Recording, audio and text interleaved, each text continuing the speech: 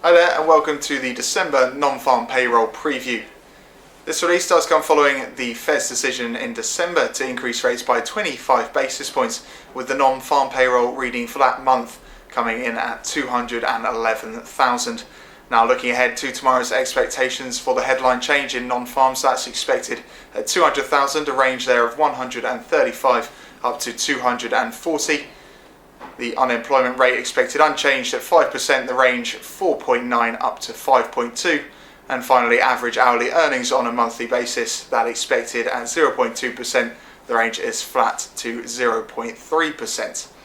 Now in terms of the other data we have had this week from a labour perspective, Wednesday's ADP release printing a solid beat at 257,000, expectations only at 198.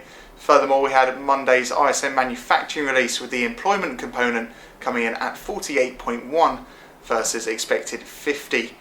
So what we are seeing is the continued divergence between the ISM manufacturing and non-manufacturing employment components, which could be further reiterated in tomorrow's release. Now, in terms of some of the analyst commentary and what they've said, they have stated that the warmer weather in December could boost non-farm payroll release tomorrow, due to support for the retail, leisure and construction industries.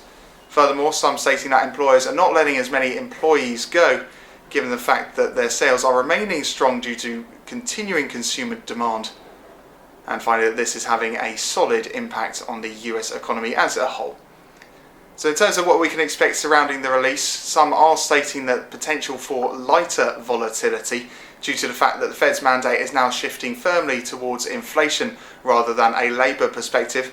But it's worth bearing in mind that this non-farm payroll release is the largest US data point and therefore is always likely to increase volatility.